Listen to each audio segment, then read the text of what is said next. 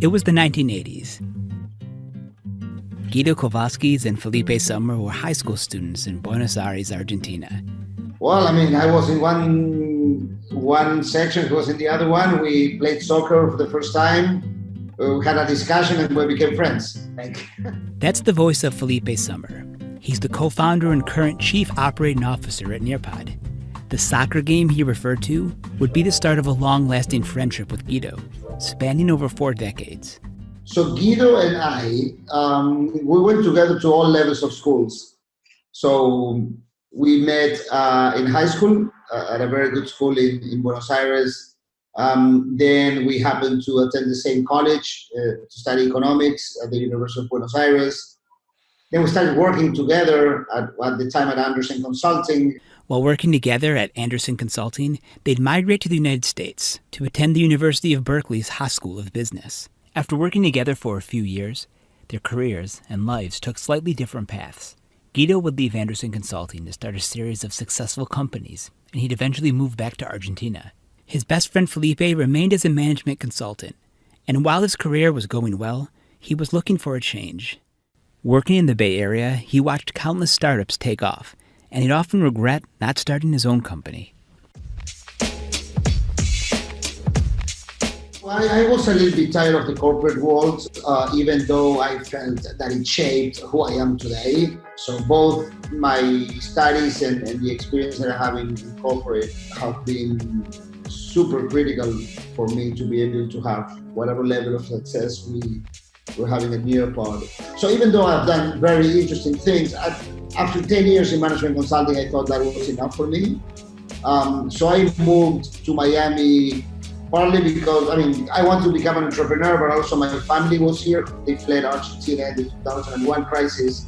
I felt that it was the right time for me to start being an entrepreneur. While in Miami, Felipe became CEO and co-founder of the company SIA Interactive USA, which specialized in digital signage, marketing solutions, and interactive games. Now, by the time Felipe moved to Miami, Guido was running the healthcare company B2Ben. And during one period of the company's existence, he was going to have to lay off a few different software engineers who had been working for him. But before they exited the company, he tried to help them find a landing spot. Using connections from his time in California, Guido called around. One of his contacts at the company Leapfrog would end up hiring Guido and these engineers for a series of interactive software projects. Guido would share his work with Felipe, and eventually they discussed the possibility of spinning these side projects off into their own business. That business became Panarea Digital. Together, Guido, Felipe, and the team of engineers would help create interactive software for clients like Disney, Nickelodeon, and Barnes & Noble. In the process, they not only learned about technology, software, and gaming, but also about the e-learning industry and, most importantly, education. And that knowledge and experience would lead them to their most successful product to date. Prior to starting Panarea Digital, Felipe created an app development company with his friend called Ideas for iPhone. And there was one marketing technology he created for a client that he saw a lot of potential in. Because I was in the marketing space, I started thinking about near marketing and about applications that took advantage of you being close physically to customers. In a phone call with a client, they were looking for an audience response system, and I said, I have a technology that blah, blah, blah, and I didn't. But I left my office and I went to my partner and said, look, let's start drawing what we needed to build. Because I had the vision of, okay, I can see a laptop and I can see 30 iPod touches and they capture information and send it right away to the laptop and the laptop can send them stuff. So it was easy to draw, and then we found a way to code it, and it works. This solution of a laptop and iPod Touch devices synced together was pretty revolutionary at the time. Presenters could control the pace of instruction and collect data instantly from the audience. All of this allowed for better engagement. From one central device, you could control all the devices, and that was when I filed a patent. That was a good discovery. Because his technology involved close interactions, and because it ran on iPods, Felipe named his discovery Nearpod.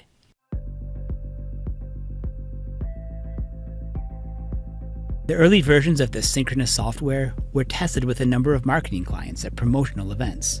Each participant would be given an iPod Touch. Felipe and his co-founder had developed several different software titles to run on these devices, and it varied depending on the event. At the beginning, it was either application standalone, like a spinning wheel, a trivia game, sort of silly interactions for events, and this sort of synchronous presentation experience. But given their focus on interactive software and e-learning and their work at Panerea Digital, Felipe and Guido thought about creating a version of Nearpod for educators. In this 2015 interview with Missy Elmer from modernlearners.com, Guido explains a little bit more. We got so excited about the potential of interactive learning and the potential of technology in the learning process that we were hooked. We wanted to do stuff for ourselves, not for others. So we were looking for an opportunity, and then the iPad came in. Like Guido just said, the iPad and other devices making their way into the classroom were a big factor in their decision.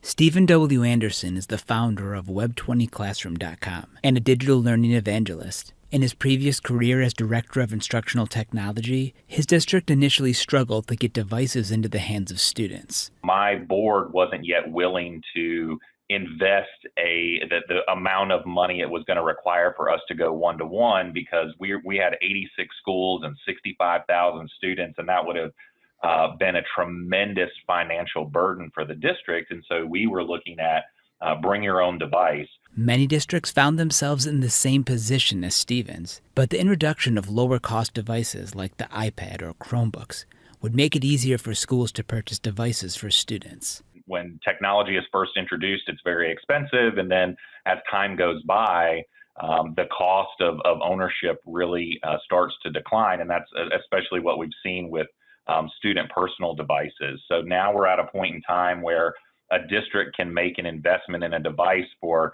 less than $100 a student in some cases, and provide that technology to every student. Back in 2010, Guido saw this increased number of devices in schools as a huge opportunity.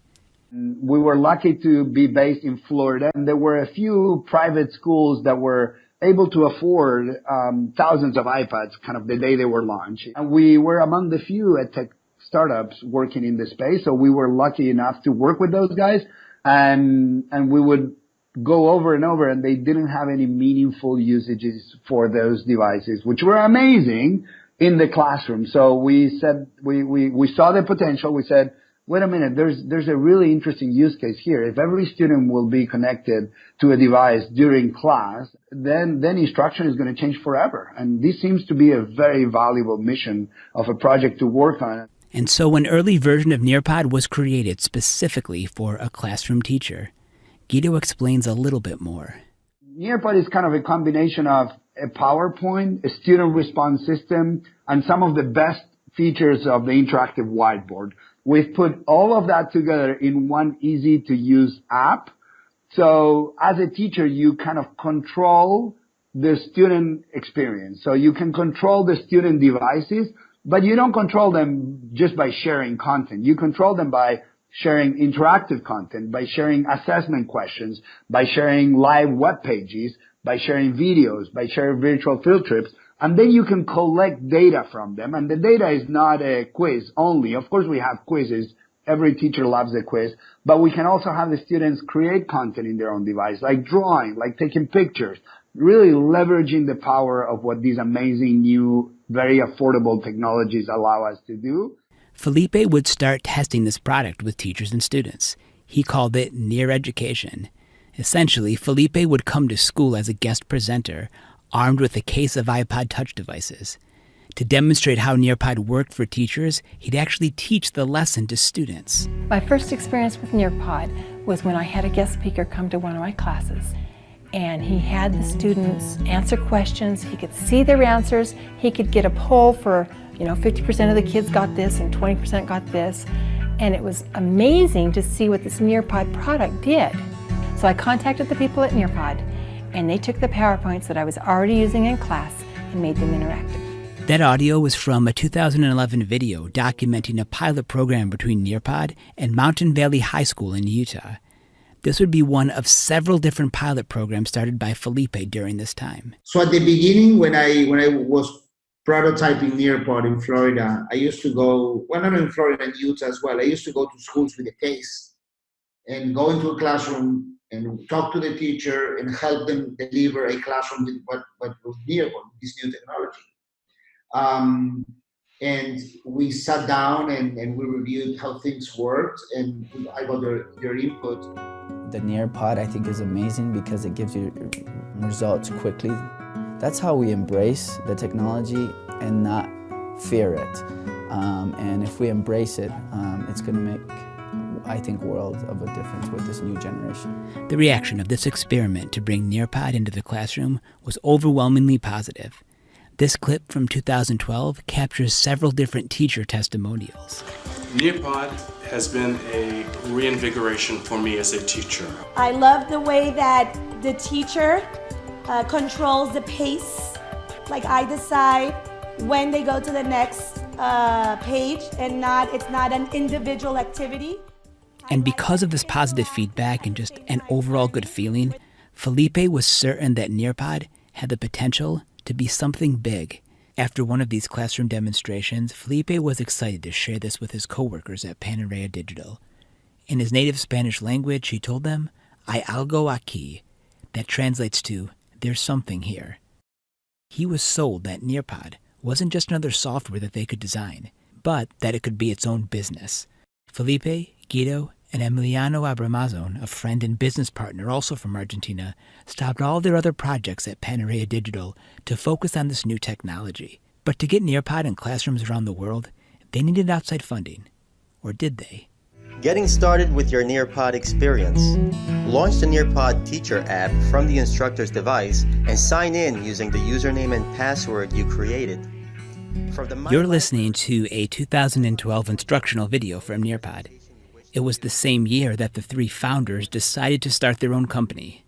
The team thought that to get the company off the ground, they would need startup capital, so they began the process of fundraising. We've talked a little bit about the fundraising process here on EdTech Stories, and it's pretty simple. It's expensive to start a tech company, so founders usually need outside investment. To get this money, you have to pitch or present your business plan. And this is what the Nearpod team started to do toward the beginning of 2012. But despite their efforts, the result of this fundraising round from a financial standpoint was ultimately not successful. At the beginning, most investors say no to us. Either because they didn't like EdTech, or because they thought that most of, the way to go about raising money it's just doing a business in education. So most of the initial responses were no's. People were skeptical about our model. In fact, there's one famous quote from one of these skeptical investors that Felipe often shares. The investor said, "I love your product, but you will die in the death valley of EdTech startups that try to sell to teachers and school districts." Felipe isn't the first person to share a story like this. In the last episode of EdTech Stories, I interviewed GoMeta's CEO, Dmitry Shapiro. He's a 3-time venture-backed entrepreneur, and he's pitched to some of the biggest investors on Sand Hill Road in California. Here's what Dmitry had to say about the perceptions of EdTech startups among venture capitalists. In venture capital circles, EdTech is a question mark.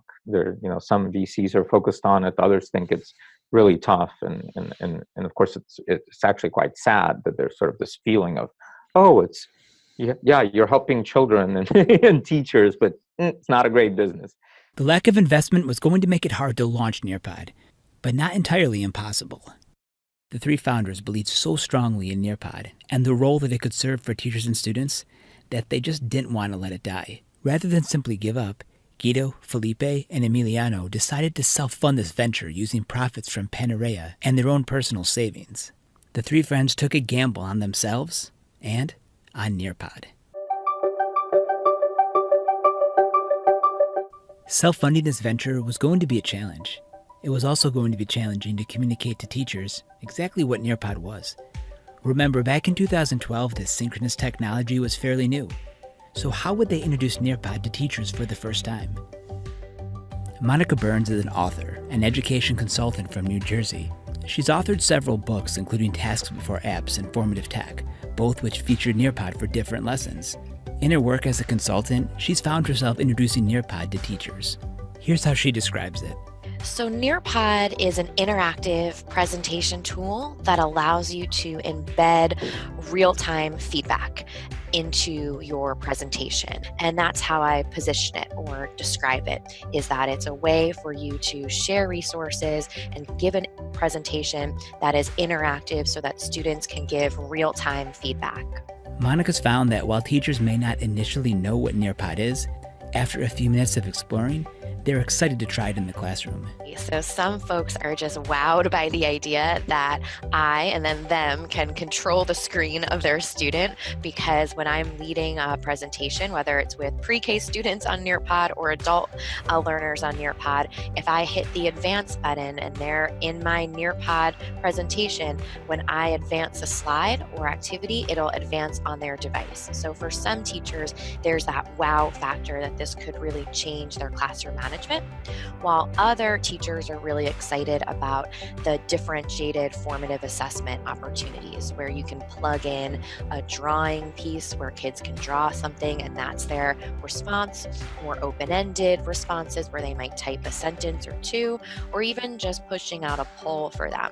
Back in 2012, while Guido, Felipe, and Emiliano had experience with e-learning and interactive software, they weren't educators themselves. Some contacts that they had who worked in the EdTech industry told them to solicit school administrators and try to sell school subscriptions, a top-down kind of approach like what publishers had done for decades.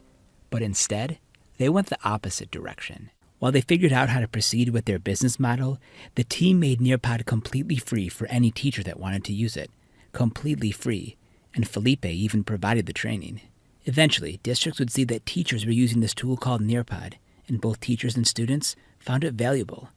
So they'd come to Nearpod asking about the possibility of a district-wide license, where they could give access to all teachers, and where administrators could access school-wide reports.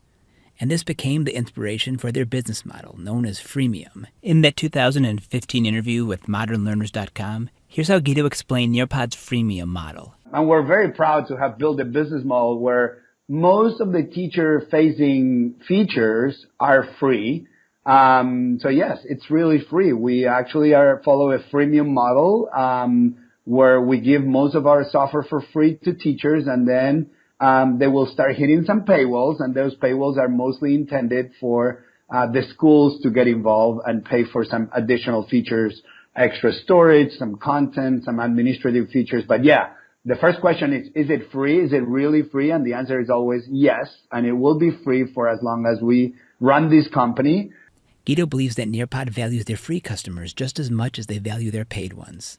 70% of the activity that happens in the platform every single day, and I'll share some numbers in a minute, comes from free users that we love and serve and offer stuff in the same way that we love our paid users. We don't run them in different servers, but yeah, we're very, very proud of the fact that a large percentage of our users use our free product. And there's even a lot of free content in the platform, really good, high-quality content that it's also offered for free. Along with being a free platform, there was another factor that helped teachers find Nearpod: visibility on the App Store. We had a nice partnership with Apple. We knew people from our times in California. So they positioned us as one of the key apps for education. The iPad had launched in 2010, and by 2012, more and more schools were looking for apps to help deliver instructional content. And that's how Monica first came across Nearpod. Nearpod, I found just doing a search like that within the App Store. And then once I opened it up, took a closer look, I realized that I could upload my old PowerPoint presentations I had shared with my fifth graders in years past, and then push it out so that it went onto all of their devices in real time. Laurie Guyon is a technology coordinator and a Nearpod ambassador from New York. She also discovered Nearpod through the App Store. For me, I happened to stumble upon Nearpod just looking at, the top lists on the App Store. I just kind of stumbled upon it and I tried it out and I fell in love with what Nearpod can do. But while a lot of teachers first came across Nearpod as an iPad app, there were versions available for all operating systems, nearly every type of device. This is what made it such an attractive platform for education leaders that worked in schools like Stevens. It's not a specific type of tool that has to be used on a specific type of device. It didn't matter if a district was using Windows computers, or they were using iPads, or and now up to this point, that it didn't matter if they were a Google Apps district. It really was cross-functional in that way. As a way to introduce Nearpod to educators, Felipe would travel to different technology conferences throughout the U.S., and he'd often demonstrate Nearpod, either in formal presentations or on the vendor floor. On the Nearpod YouTube page, Felipe captures some of the reactions from participants who attended his presentation. Hi, Jim. So, were you familiar with Nearpod? No, not really. I only heard it once. And did you like it after the demo? Yeah, it looks pretty cool. We'd be able to do something, especially cross-platforms in the classroom, would be wonderful. One of those participants was Steven. Yeah, it was that presentation at ISTE in San Diego in 2012. They had reached out to me via social media, primarily through Twitter, to say that they were going to be there and they would like for me to stop by and see what they had to offer. And it was intriguing for me at the time because, again, we were going bring your own device, and the thought of having a unified platform, no matter what the device was, for teachers to be able to deliver content to every student was intriguing to me. So Nearpod was free, available on any device, easy to use, and the synchronous technology gave it a real wow factor. This all made it an attractive platform for teachers. Toward the end of 2012 and into 2013, Nearpod developed a lot of traction, and the company was generating a profit. This early success was encouraging to Felipe, Nearpod, and Emiliano, and they were convinced that with a little bit of funding, they could do even more. This time, with some proven traction and a profitable revenue-generating model, Nearpod was able to secure funding from investors in both 2013 and 2015, which would lead to other successful funding rounds a few years later. The new capital allowed Nearpod to expand and add several new features. Based on their customer feedback, they found that teachers didn't always have the time to create their own presentations. So first, the team tried to make it easier for teachers to create lessons. It's something that's continued to evolve over the years. But they also focused on writing their own Nearpod lessons and forming partnerships with different education publishers to bring their content into Nearpod. So we realized that for early adopters, Create was great, but for us to really catch the mainstream market, we needed to give them content that was ready to teach or semi-ready to teach. So we started creating lessons ourselves, and then we started engaging publishers, and I came up with this idea of nearpodizing the content, right? So you have PDFs that are plain, no interactivity. I get those, I embed them, I nearpodize them, and then I add interventions or activities or engagement points throughout the lesson. So we started producing some of that. Some of the lessons we produced were just our team. Some of the lessons were in partnership with publishers, and we did a revenue sharing agreement. Instead of having to start a Nearpod lesson from scratch, teachers could take one of these pre-made lessons, which were often aligned to the curriculum, and customize it to meet the needs of their students. Laurie's used some of this content in several different ways. Nearpod has over 7,000 already made lessons that are totally aligned to your state standards, which is really helpful for a teacher when they're first starting out using technology in the classroom, or maybe they have some experience with technology, but they're new to Nearpod. So what it allows them to do is take a lesson that's already created. They can edit out slides or add in their own content if they would like to, but all of them are fully editable for you. But they've partnered with some of the big ones, like you mentioned, Common Sense is definitely one of the big ones. But they have LearnZillion, Vocabulary. There's so many others that are already being used in classrooms that are integrated right into Nearpod. And what Nearpod does is it takes that content and then engages students with interactive activities, whether it be a short answer or a poll question or watching a video and or drawing on a slide. So it offers all of these different ways to really get students to be interacting, because you don't just want them consuming the content. You want them to be creating and interacting and engaging and thinking critically. And by them having this already made content, you can really focus on the learning with the student instead of spending too much time just creating all the lessons. Another feature added in 2015 was Nearpod VR.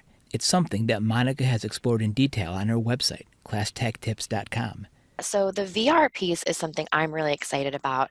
They have an integration with 360cities.net, which is a company that I've done a little bit of work with, and I've had a chance to see some stuff behind the scenes. And so I love that the 360cities.net content has an easy embed right within Nearpod. I typically use it for background knowledge so that kids can see some vocabulary words in action. It's highly engaging for students with a group of pre-K kids at the end of last year. So we're talking like 4-year-olds holding an iPad and sharing it with a partner. They were able to go back and forth and look at a volcano eruption as they were talking about volcanoes in their classroom. But then all the way up to students, right, through middle school, through high school, right, you can pull in opportunities for them to see a space like the Grand Canyon before you read a passage about the Grand Canyon. And the possibilities, it's really endless because of just the open-ended nature of the tool and that particular integration. Virtual reality was a trending topic in 2015, but Felipe pointed out that Nearpod didn't just integrate VR as a gimmick. They made sure that integrating the technology would enhance the overall learning experience. I think that we took a very, very interesting approach of embedding VR in the core subjects. So this was not a funny, let's look at the Eiffel Tower only. This was more about how can we completely disrupt the level of engagement using VR. He himself has witnessed several powerful examples. There was a class we were testing here in North Miami. She said that they were going to review, this was an ELA class, they were going to review Shakespeare.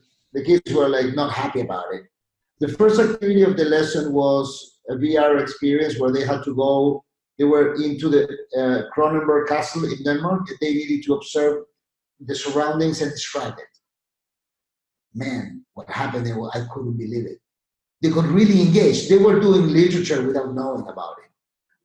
That really changed the game. And then, again, it's not that not everybody's a Shakespeare in that classroom now, but the level of acceptance of the teacher activities and how they got immersed because they felt that they were there, they got interested in something else. Super, super interesting.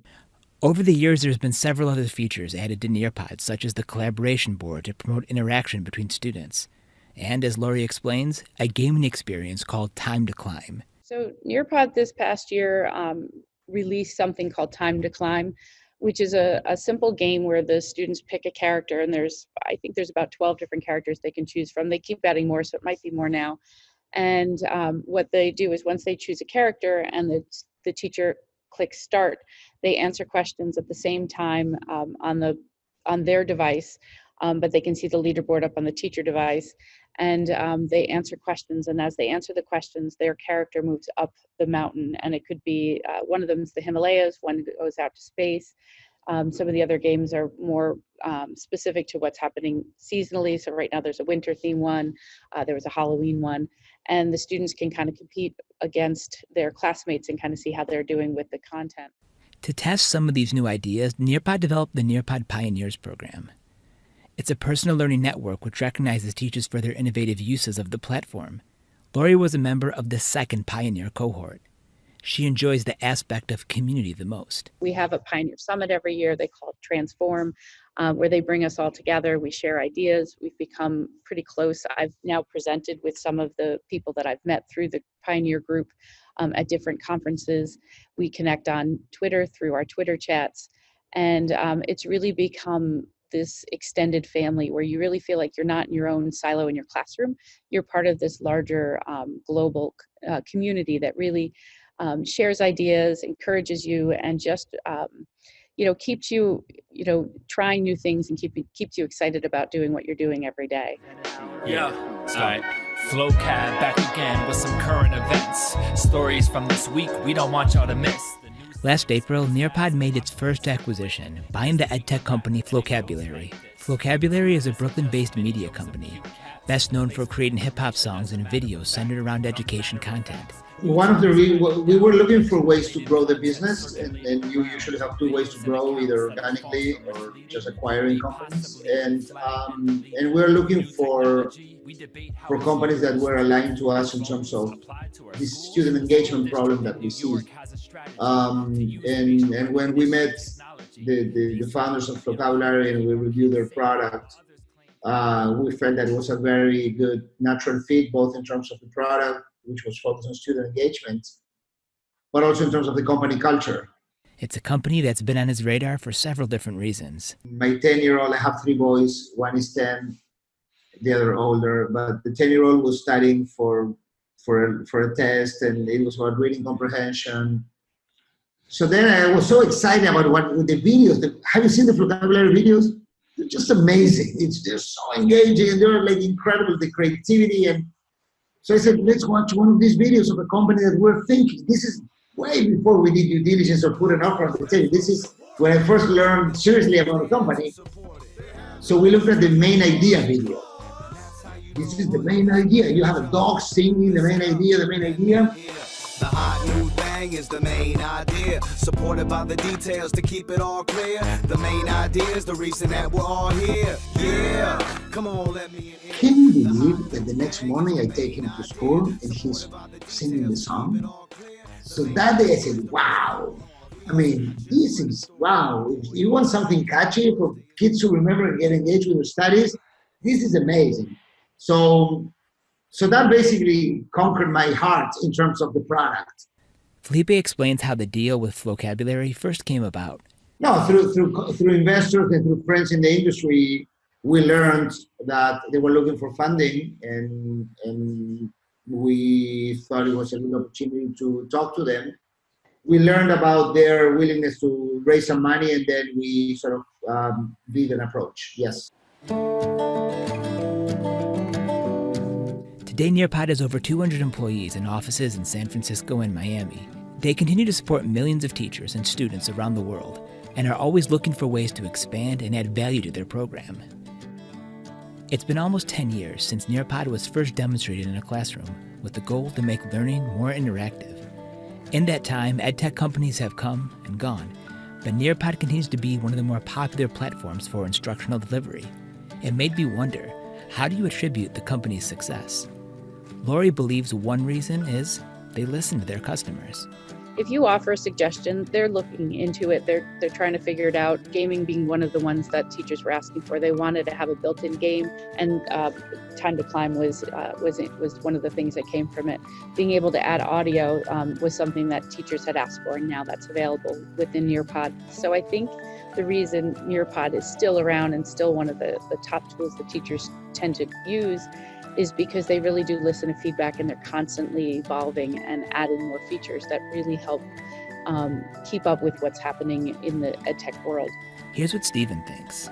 To me, when they were they were in the right place at the right time. They were on the cusp of the one-to-one movement and the BYOD movement, and here's this enabler of a tool that allowed for content delivery, and it was super easy. I could take my existing PowerPoint presentation and load it directly in. I didn't have to use a proprietary platform in order to create something new like other products that were out there. I could use what I already had to bring it into this platform, make a couple tweaks, and deliver it to my students quite easily. Or if I felt that I wanted to build something brand new, I had the tools available to do it. So the entry level, what a key indicator of success for a lot of EdTech out there is if the entry point at which you can get the vast majority of users using it is very low, you're gonna get a lot of users. The easier it is for somebody to use something, the more likely they're gonna be able to use it more often. As co-founder and chief cooperating officer, Felipe has had the opportunity to observe hundreds of lessons in schools, and watching teachers and students in a classroom use Nearpod continues to inspire him as much today as it did in 2012. Wow, it's amazing. That's one of the main things that I wanted was to really have impact, real impact, and I mean, the level of satisfaction that I've got through these years is incredible. I mean, ideally what I love is when people talk about me, but not to me. Because so the other day I went to a meeting in Texas, and I didn't introduce myself as the founder. It was 2 salespeople and myself. I was going to do that, but at the beginning, so these teachers started bragging about Nearpod to my salespeople. Hey guys, you have a product that is amazing. Thank you. Our students learn better. Our teachers are happier. That is, I mean, it's second to none. But it's not just that feeling of excitement that teachers have for Nearpod. When reflecting on this journey that began 35 years ago on the soccer field in Argentina, there's many aspects about Nearpod that Felipe is proud of. We have a company that, a product, but a company that has a mission. We wouldn't do anything. We are really focused on creating something good for teachers and students. We're also committed to having the best. One of our key initiatives every year is make Nearpod the best place to work. So I'm also very proud of the company we built, the culture of people, providing employment to so many families, right? And it's something that it's good and it has good values and it's trying to create a positive impact in society. So that is probably what I'm most proud of.